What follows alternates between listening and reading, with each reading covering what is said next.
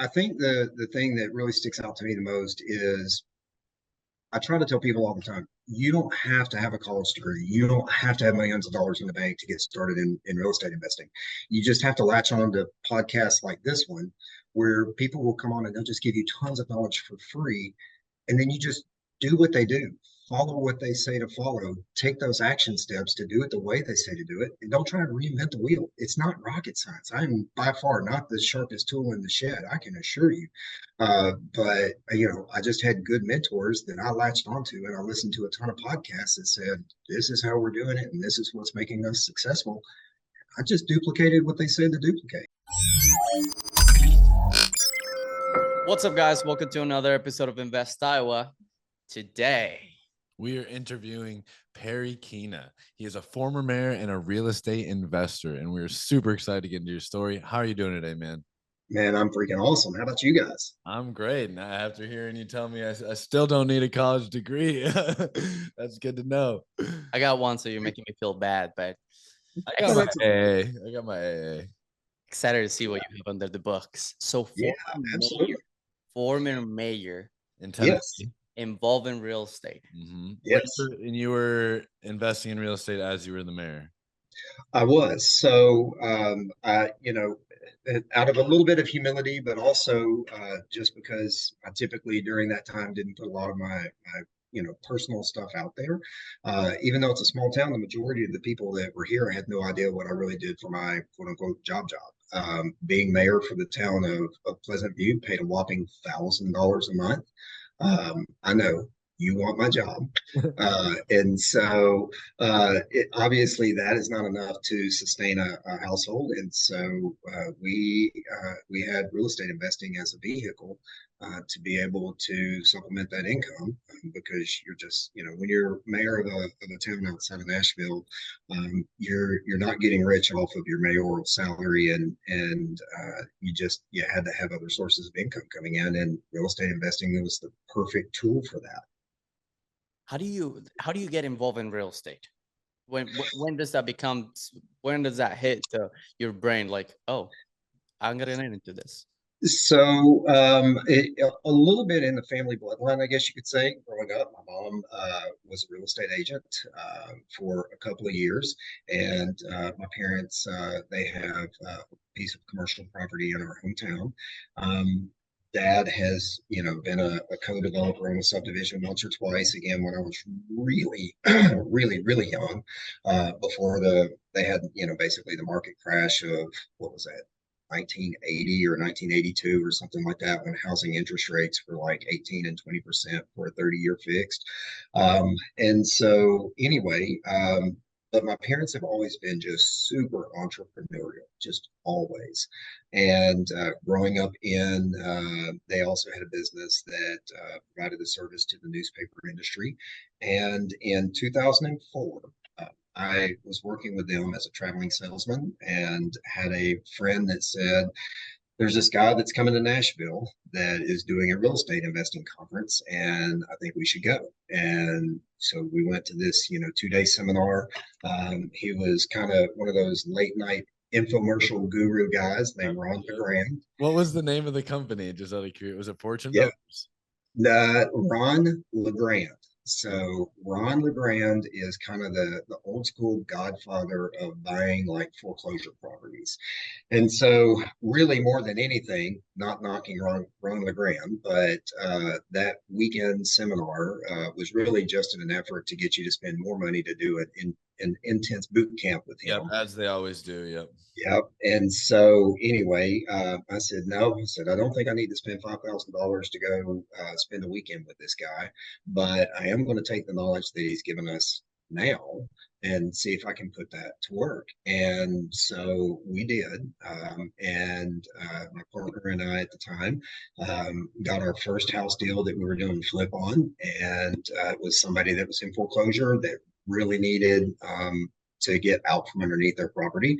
So we came in, took over the mortgage, rehabbed it, put it on the market, sold it. They, were tickled to death because they got that monkey off their back. And we were pretty happy because we made like $8,000. And we thought, holy cow, like, I can't believe that actually works. And so, yeah, from there, we went and got two more houses and lost money on both of those. We're like, oh, How there much it is. total did you lose? We probably lost that $8,000 that we had made between the two houses.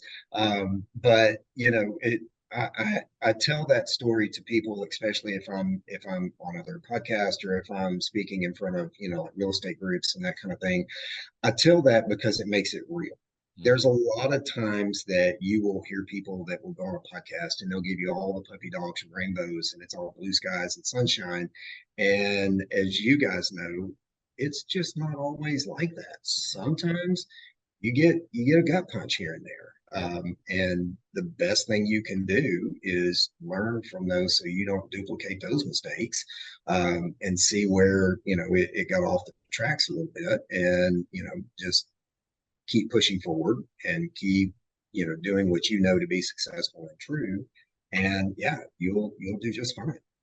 So how do you take this entire, like, getting into real estate? Why do you become a mayor? What was the purpose of that? Oh, I lost a bet. No. Really? No. I Oh, no, I jokingly tell people that, but in 2012, had an opportunity to run for mayor, and had several people, as a believer. I had three different people inside of 2 weeks come up to me and say, "Hey, you should really run for mayor this year. You should really run for mayor this year." And that literally was like the furthest thing from my mind. But when I had three different people that none of those three were connected to each other and just so random, I was like, okay, maybe God's trying to get my attention and maybe I need to do this. And so I put some feelers out, and it's not that the current mayor necessarily was doing a bad job. I just felt like for our hometown, we had an opportunity to push things forward. We had kind of faltered economically, and had just been very stagnant, and there was a lot of opportunity for us to push forward. And so I ran my butt off, got elected in 2012, and then reelected in 2016. And then in 2020, I said, nope, not running for a third term because we don't have term limits in our hometown. But I truly believe that all politicians, no matter what side of the aisle you're on, whether you're conservative, liberal, or what have you, I think all politicians need to have term limits. I think we would be in a much better place in this country if we didn't have people that have been up on Capitol Hill for 30 years. that's a good point. How long is it too long from your experience? On a local level, like ours in the town of Pleasant View, 10, 12 years max, in my opinion. You get, I decided 8 was enough, and let somebody else come in and see if they could build on what we had created.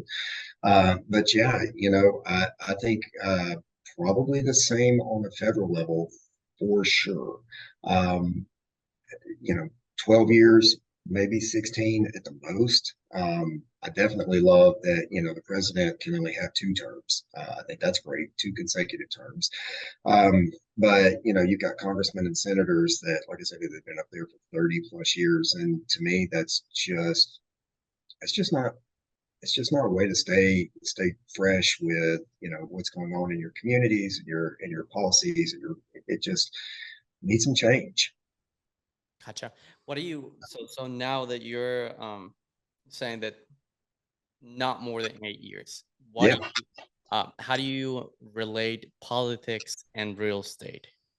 So for me, it was a natural fit because in a town outside of Nashville like ours, um, that job of mayor, you were going to get out of it whatever you put into it. And there have been mayors in our hometown that literally they just are there for a couple of meetings a month and they sign paperwork and paychecks and they're done. And then you have other people that really roll up their sleeves and dig in and say, we're going to push this town forward. And that's just kind of how I was raised.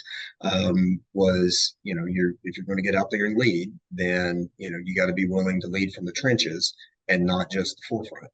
And so doesn't necessarily mean that I was special or amazing, but there were several times every year that we would get our version of a snowstorm. For you guys, it's just Tuesday, but for us, getting 2 inches of snow is like shuts down the world. Yeah. And so, there were several of those where I would get up at 3 or 4 in the morning, and the guys running the salt trucks would pick me up, and I would do road reports right from the cab of the salt truck, talking about, this road is good and that road's not, and we're salting this road and that road we're coming to next, and doing that kind of stuff. I feel like when you lead from the trenches, that you not only gain the respect and admiration of employees at all levels in your organization, but also you get the admiration and respect from your community, because they're like, oh, this guy's just human. Like he's willing to get out there and roll up his sleeves and dig in just like I do, and I tried to never put myself on that mayoral pedestal that some people want to put you on. I tried to, I didn't even like it when people tried to call me Mr. Keenan. I'm like, nope, that's my dad. I'm just Perry. Especially when it's people that you went to high school with, and then they call you Mr. Keenan. I'm like, no, we're the same people that used to go drink beer at field parties and stuff. Like, no, I'm just Perry. So, doing that with real estate, tying that in, real estate is just such a natural tie, because it's so flexible in nature that you can also put as little or as much time into it as you want to. If somebody has got a true full-time 40-50 hour a week job, but they want a side hustle that they can build at their own pace, then real estate is an awesome avenue for that. How do you build your own real estate side hustle? Yeah, that's what I was gonna ask. From 2004 to the time that you got in as mayor, what was your real estate portfolio looking like?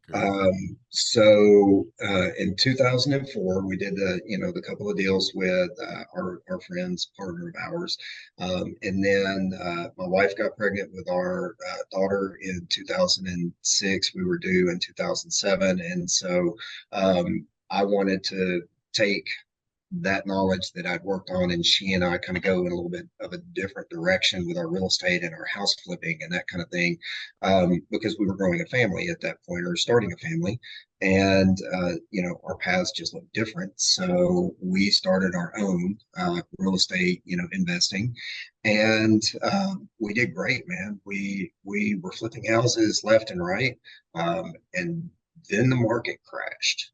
And I literally could not have gotten Warren Buffett approved to buy a house at that time. Like, it was awful. And we got stuck holding 5 mortgages. And so you want to talk about some serious butt pucker moments. Being stuck with mortgages, having a new child at that point in 2007, facing bankruptcy, because you're like, how are you going to do this? And I told my wife, I said, I don't begrudge anybody that has had to file bankruptcy. That's their path, and that's, an option that they felt like they needed to take, but it's not an option that I'm going to do. Wait, so you didn't file bankruptcy? Did not, no. So what we did is we basically did a fire sale on everything that we could possibly sell, and sold 2 of the houses at a discount, just basically getting out by the skin of our teeth, literally. The other 2 we turned into rentals, and rented them for less than what our mortgage payment was on the houses. No. Which sucked, being underwater on those. And so we would, we would struggle a lot. And it was tough. It was really hard. And so got pretty jaded on real estate at that point. And, especially with, somebody we ended up having to evict them, and they would go 2, 3, 4 months with no income at all on those rental properties. And, you're trying to figure it out, and you're just treading water, and it's like, no matter what you do, you can't get ahead. And so got elected mayor in 2012. In 2014, I was over the real estate game. Like we weren't flipping Oh, houses anymore. We were still holding on to those two that we couldn't sell, plus our primary residence. And I was just at wit's end. Like I was stressed and I was done. And so my mom and dad said, we were having dinner one night, and they said, you know, you need to go talk to our family friend. His name is Johnny. And Johnny's about the same age as my dad. At the time, he was in his early 70s. But Johnny just had a Midas touch. Everything he did just turned to gold, literally. And Johnny had started in his 60s getting into real estate investing, and had built a really good portfolio of about 150 doors. And so I call him Pops, and I really truly feel like he's a second dad to me. And so I called him up and I said, hey, I said, I really just, I really just need some help. I want to pick your brain, see what I need to do. And he said, yeah. So he met me for lunch at 11 o'clock at this little Italian restaurant in Ashland City, Tennessee. And they had like the white paper tablecloths and that kind of thing. And so we walk in there at 11 o'clock, and he's got his notepad and two or three pencils, a pen, and a highlighter. And we had lunch and we wrote all over that white paper tablecloth, so much so that when we would run out of space, we would pick the plates up and scoot around to another side of the paper that we hadn't written on yet. And then we would set the stuff down and start writing again. And at 2 p.m., the owner of the restaurant comes in, and she knows him personally. And she says, hey, she said, I'm going to go ahead and close the restaurant. Here's a pitcher of tea. You guys just show yourselves out when you're done. So he was like that kind of guy. And so at 3 p.m., after being there for 4 hours, I kid you not, at 3 p.m., he had all of the equation laid out in front of me. And the short version of that 4 hour lunch was, here's what you've been doing right. You've been flipping houses because we had kind of gotten back into that, but we were just trading. What we would buy a house, we would do a cosmetic rehab, we would flip it, we would make about $10,000, and then like we would have to wait a month or two before we could find our next one. And again, just treading water, because all of the money that we were making was going to pay the deficiency on the mortgages that we were still holding from, the two rentals. And he said, what you've essentially done is you've created another job for yourself. Now, while it's flexible, you're making all of your, son's baseball games and his practice and your daughter's dance recitals and that kind of thing. That's great, but you're never going to get ahead. And here's why. You're not converting anything to rental. And I just busted out laughing and I said, didn't you just hear all of the hell that I laid out that we've gone through for the last like 6 years of being landlords, like how this has sucked? And he said, I'm going to tell you about the power of 10. And so literally, you guys may remember there was a financial advisor. His name was E.F. Hutton, and the old TV commercials would talk about, it'd be like a restaurant full of people, and there's these two people sitting at a table, and one of them would say, well, E.F. Hutton says, and the entire restaurant would just go quiet, and everybody would turn their ear to see what he said. It was literally like that. It was an E.F. Hutton moment. When he speaks, everybody listens. And so he said, I'm going to tell you about the power of 10. You need to get to 10 doors as quickly as possible. When you get to 10 and you've got somebody making payments all the way through with rent and that kind of thing, if 3 of them go down at one time, guess what? It's not awesome, but the money you're clearing on the other 7 will pay for any of the deficiencies on the 3 that are down. And he said, unless we just have something unfortunately catastrophic happen, the likelihood that all 10 will go down at the same time is about 0. It's just not going to happen. And so if you can get to 10 doors as quickly as possible, I promise you, you're not going to Italy every weekend, but the pressure will be completely off. And then you can use that to springboard into building a true real estate investment portfolio. So Uh, so to John, your mhm, advisor, what was a yes. real estate portfolio? What was a good real estate portfolio? So for him at 150 doors, that's a great number. But you know, everybody's different. You get, guys that I'm sure y'all know, there's people on your podcast that have, 5 houses. There's people that have 500 doors.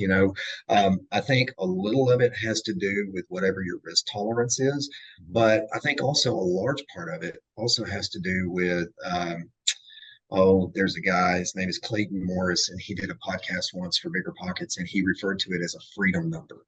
If you add up your car payments, your mortgage, your going out to eat expenses, your grocery bill, your insurance, all of these other things, and you put all of that together as monthly expenses, and let's say your monthly expenses are $6,000 a month, then your freedom number in real estate needs to be to try to generate net profit of $6,000 a month. And then you can decide, okay, well, if I want to quit my job, I've got this money coming in that's covering all of my bills and all of my expenses and all of my necessities.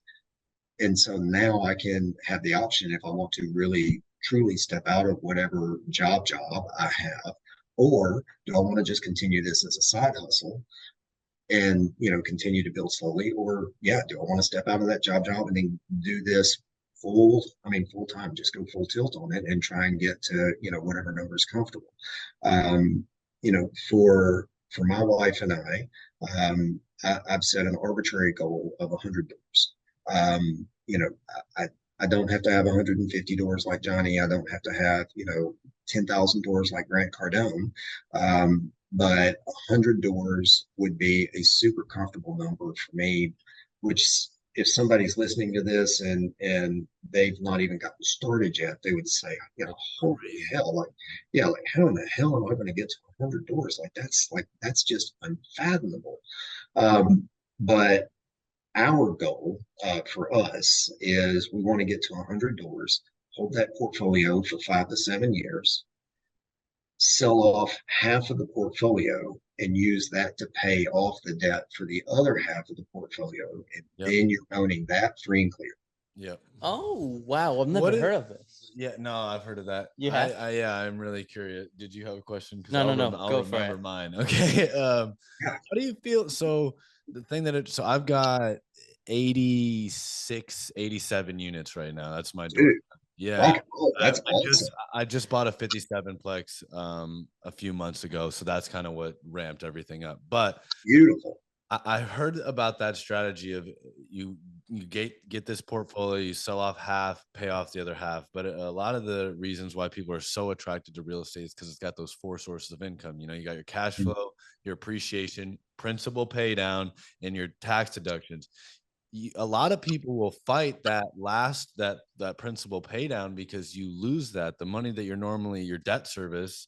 This has such a lower interest rate. When you take that payment back, are you pretty dead set on wiping out all debt, or maybe $10,000 per house so that you're still getting that principal pay down from the tenants? So I think it's a little bit of a hyper, not a hyper, a conglomeration of a couple of different points of that and pulling it in different ways. So a little bit of like the debt snowball that you hear Dave Ramsey talk about from time to time, where you go in and you find whichever one of your real estate portfolio that you've got the least amount of debt on, and you dump some extra towards the principal to get that one paid off completely. And then the next lowest one, you do that one to try and get that one paid off completely. But what we do is for the ones that we have that we've been able to pay off free and clear, we then turn around and open up a business line of credit on those, okay, because there's tax advantages to that, okay, and you can use that line of credit that you got for when other projects come up and you're like, oh snap, I need to pull the trigger on that. I got to do it now. you've already got that line of credit set aside with whatever that is on it. Yeah. And man, you can go in and literally walk in and have cash for it. And that's one of the things that I talk to people about pretty regularly when they're like, well, I don't know how to even get started, and I don't have $100,000, cash sitting around and that kind of thing. Well, we didn't either. But we just slowly duplicated what people like you guys, preach, and people that come on your podcast preach, the Burr method and all of these other, you just, man, don't reinvent the wheel. Just follow what other people have done and you'll get there. I promise you'll get there. But going back to that lunch and that power of 10, when I left there, and that was just burning in my soul. And I'm like, damn it, I do not want to be a landlord. Like, this sucks. The last 6 years have sucked. And, these two that I've been holding on to suck. And the thought of adding 8 more of those was just like, no, like, I just don't want to do that. But then, there's just something about also having that real estate mentor that, just takes their time to lay it all out. He even bought lunch that day, which was awesome. And just take that time to lay it all out and say, this is what you've done that's right. This is what you've done that's wrong. Here's how you grow from it and do it right moving forward. So I'll never forget, I went home to my wife, and she said, well, how was lunch with Johnny? I just told her, I said, he wants us to buy 8 more rentals. And she was like, hell no. And so anyway, so we talked about it, but we had to look at the success that he had. And at that point in time, a friend of mine had turned me on to the Bigger Pockets podcast in 2015 or 16, somewhere right in there, and started listening to other people that were echoing certain points of what Johnny had pointed out in that lunch meeting. And I was like, crap. And so that same friend that had turned me on to the Bigger Pockets podcast said, hey, he said, I met this lady over in Clarksville, Tennessee. She's a wholesaler. I think you ought to get connected. And so I reached out to her, and she said, yeah, tell me kind of what you're looking for. And I said, well, I'm not really sure. Just right now, send me everything that you got. And so kind of went through the equations that he had showed me. This is how you crush the numbers, and this is how you figure return on investment and cap rates and that kind of stuff. And made an offer on a couple of properties and bought our first 2 doors. Kept one, sold one, used that to buy a triplex. And then after I had bought a couple from this wholesaler, she was feeding me like pocket stuff, like things that she wouldn't even, put out to I was becoming her boy. And so she would get a deal, and she'd just call me first and be like, hey, you bought these others, and I think this would, fit kind of right in your portfolio stuff. And so I'll never forget, she called me, and you talking about the 57, she called me with this deal of 10, 2 triplexes and a quad. And I just remember thinking, I don't know how in the heck I'm ever going to pull that off. And I went ahead and put it under contract. I mean, piece of micro content. So I'm gonna figure it out. And so yeah, we ended up going in, and for people that are watching this that have never heard of the Burr method, I burred that 10 deal, 10 door deal with a local community bank. And they did the financing for the purchase. We had to put, I think, 20% down on it. And I think the purchase price, we bought it for like $365 or That's something not like bad that. for 10 units. That's pretty, Yeah. And so anyway, I went in, and again, not recreating the wheel, just doing exactly what at the time Brandon Turner and Josh Lorcan were saying to do. I kicked a couple of people out. I renovated those units.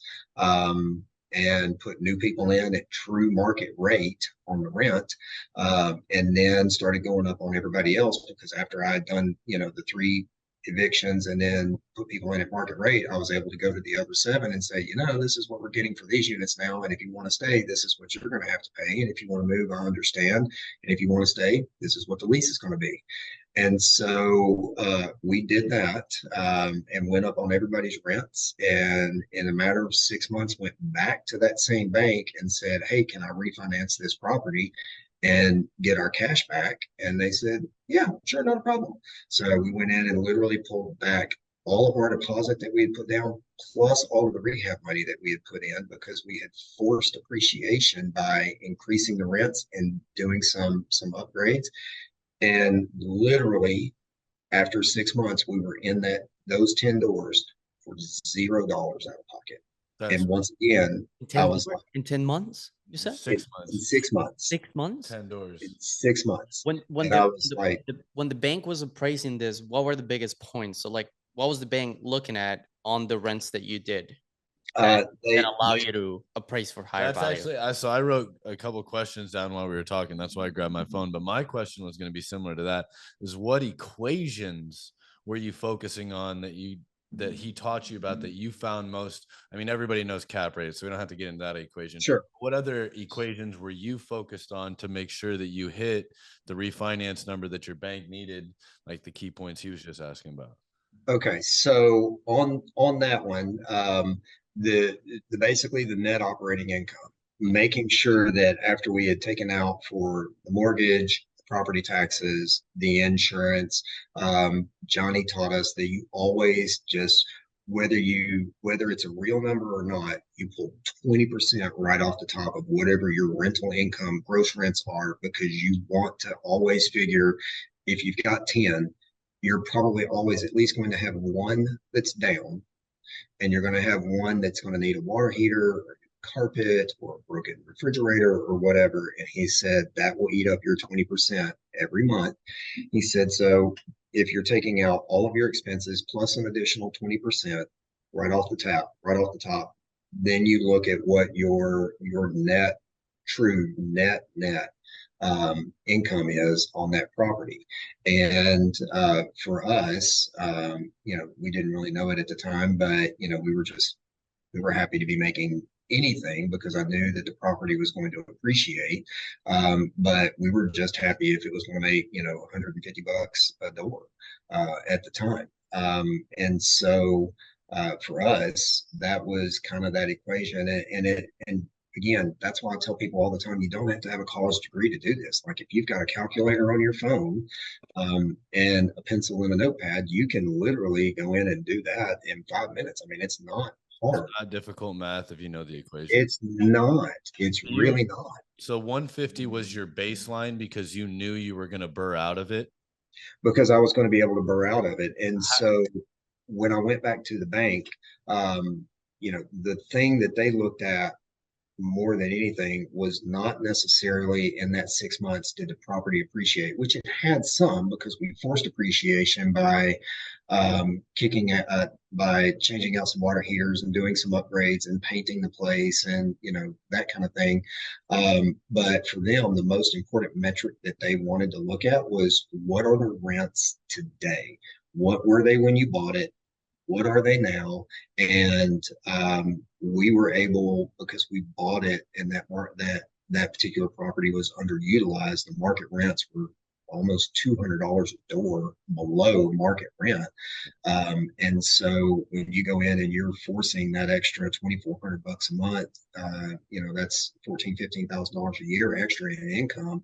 That changes the bank's attitude a lot when it comes time to how they figure, what that property is valued at on, the rental valuation portion of the appraisal.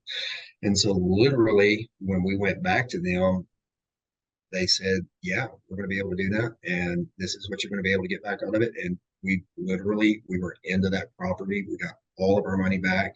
And it's crazy to think that we bought that. And in 6 months, we had zero money in it. That's crazy. It's awesome. Wow. It's awesome. Yeah. So, still cash flowing 150 a door afterwards? No, actually we're pushing close to $200 a door now. Wow. And so, using the power of leverage, then we had another project that we wanted to purchase, and we needed about $100,000 down to be able to get into this, other project. And so went back to the bank again. This was about 3 years later, and the market had just exploded at that point. Timing was everything. And so that property had almost tripled in value at that point, and the appraisal came back at, we bought it for 365, and the appraisal came back at 850 or 860, 860,000. And so we were able to go in again and pull equity out and use that to springboard us into another project that we were doing. And so again, it's crazy to think that still we've got no money in that deal at all, $0, and that's also springboarded us into other projects. Yeah, it's awesome. Beautiful. That's the power of leverage. So where are you currently in real estate? What are you sitting at, and what are your expectations in the next years? So for my wife and I, we're sitting at 34 doors, and then we have another 10 doors with some friends of ours that we're partnered with. And our goal is, I would love to be able to snag a 30 to 50 unit apartment complex in the next 12 to 18 months to try and get us to that 100 door mark by Christmas of next year. And you listen to some folks like Christian and Cody that you guys have had on the podcast, and those guys are killing it, man. Yeah, I mean, I know them personally. I used to shoot some videography for Cody and Christian. Yeah, I've been to both their houses. They're good guys. They really are. So we're doing a real estate conference in Pleasant View, Tennessee on April 15th and 16th, and they're our keynote speakers. They're coming down from Washington for that. But those guys are killing it. And for them, they're buying doors left and right. They're also considerably younger than I am, and I've got the gray hair to prove it. But for us, again, our goal is to try and get to that 100 door mark. If we exceed that, that's awesome. If we fall short of it, that's okay, because you're still going to be more doors than you have today. And that really is for us, because I'm 51, I'll be 52 in September. For us to be able to be in a position in the next 5 to 7 years where half of our portfolio we own free and clear. When you get to this age, you don't have to have hundreds of doors and that kind of thing under your portfolio. If you've got something that's generating $10,000 or $15,000 net income coming in free and clear, that's just mailbox money coming in every month, heck yeah, I'll take that into my 80s. I'm curious, are you a Dave Ramsey fan? Because Cody and Christian, they're very debt heavy with fixed rates for cash flow. So those two strategies are day and night differences between. I always say, like, Dave Ramsey helps people not be poor. Yes. And teach them how to be rich. Those are two. Not being poor and being rich are two very, very different things. It is entirely different. And then there's a difference between being rich and being wealthy. Yeah. And for me, while I would love to be one of those guys with a Lambo in every country and ski chalets in Denver and the Swiss Alps, truthfully, you get to be my age, wealth just looks different. To me, having 2 teenage kids and a beautiful wife, wealth to me looks like being able to go to Italy for 4 weeks and stay anywhere that we want to stay and eat anywhere we want to eat and tour anywhere over there that we want to tour, and know that when I come back home, I've got $15,000 worth of rent money, checks, sitting, waiting for me to deposit that. Like, to me, that's what creating, right? That's badass. Creating those, literally creating those kinds of memories and that kind of thing with your family. That to me is true riches and wealth. Now, don't get me wrong. I would take the Lambo in every continent, and houses all over the. I mean, sure, that would be awesome to have. But it just looks different when you get to be a little older, and it's more about the family and the experiences and that kind of thing. But also, there's such a, gosh, man, there's such an amazing feeling when somebody at your church has, a fire or they have an issue or whatever, and you can just quietly go in and stroke a check to somebody for $1,000 or $2,000 and slip that into the offering plate to go towards that person's situation and do it anonymously and know that your bank account's not going to miss it.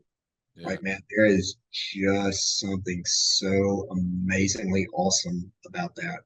And, for me, I think, that's kind of where, my wife and I and our kids are right now is, do I have millions of dollars sitting in the bank? No. But if somebody came to me right now and said, hey, we've got this situation and, would love to put something together with you to try and help. Yeah, we can look at doing that. That's awesome. Congratulations that you've been able to hit that milestone. Dude, yeah, thank you. Thank you.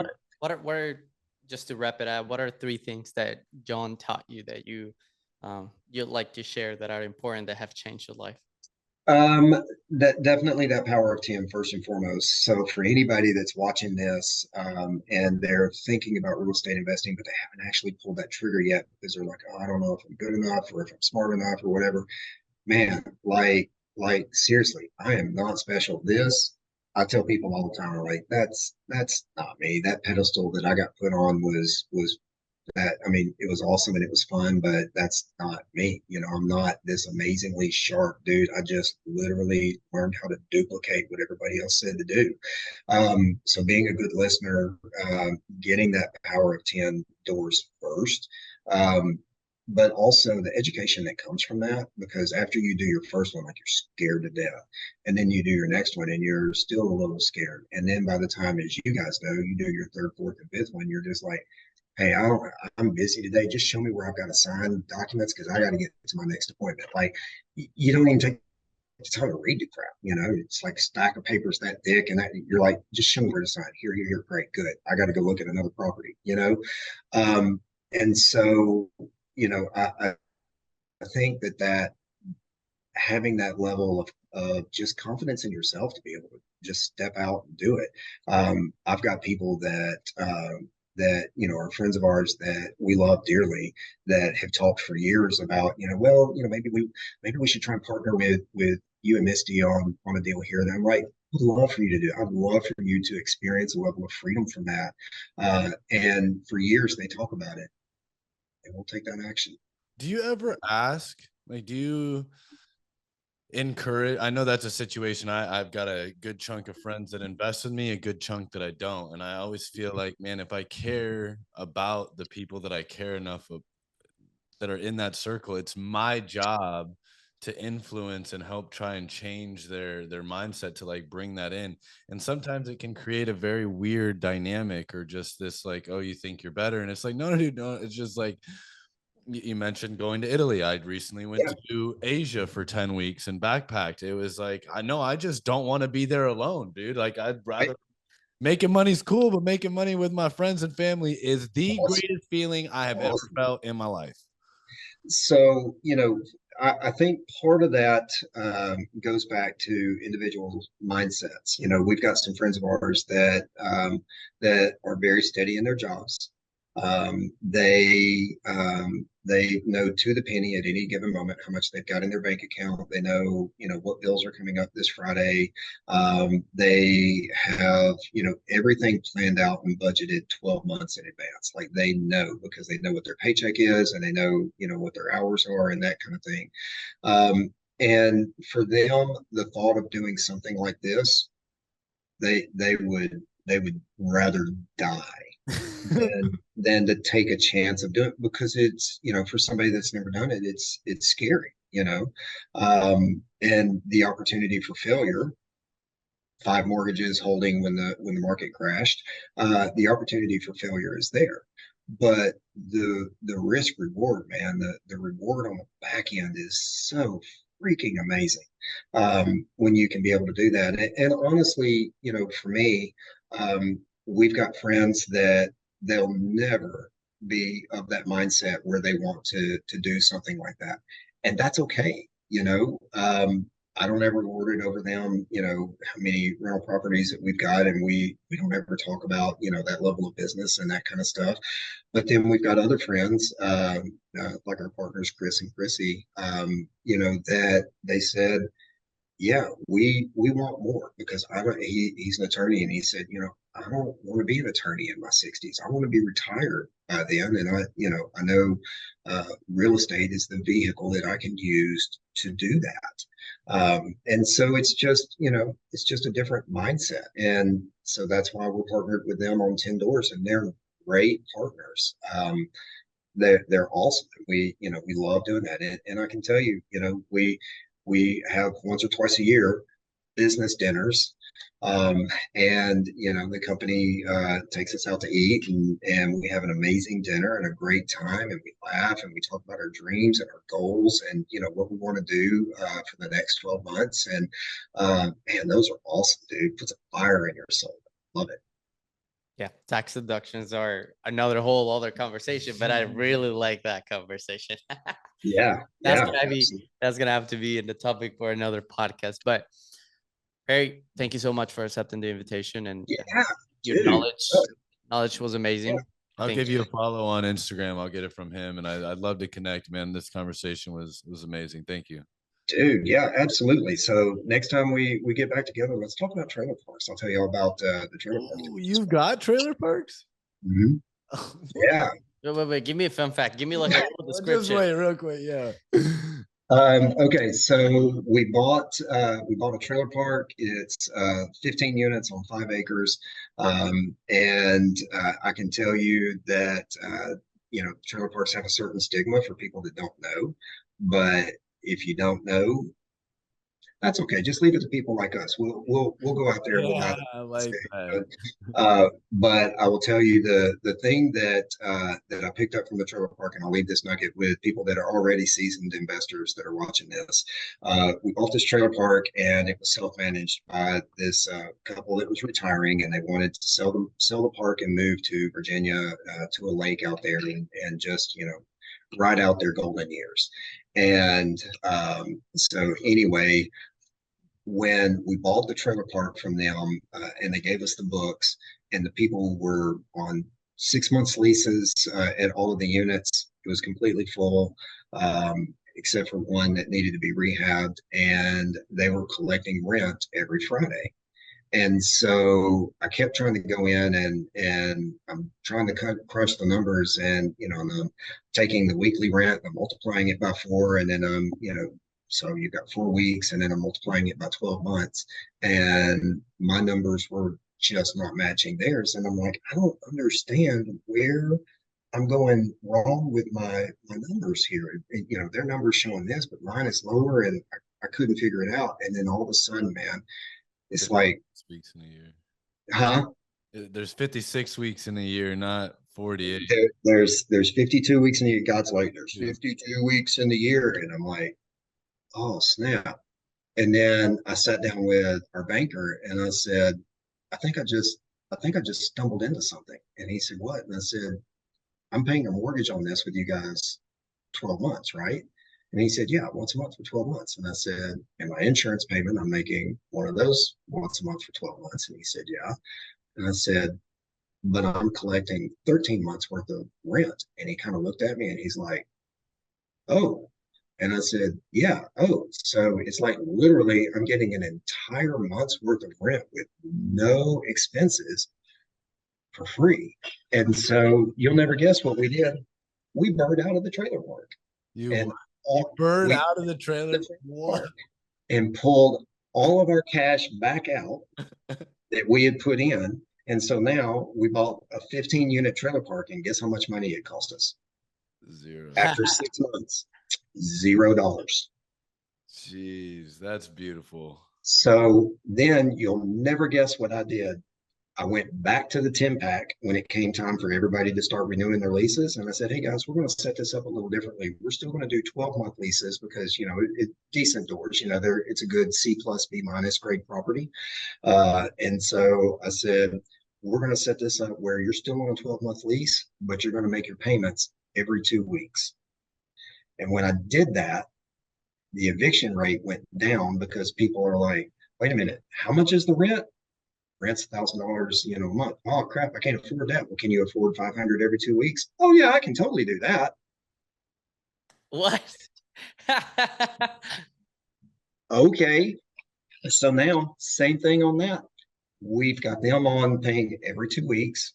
And now we're getting essentially 13 months a year worth of income with only 12 months a year worth of expenses. That's a mic drop gem right there. Wow. That's Right. insane.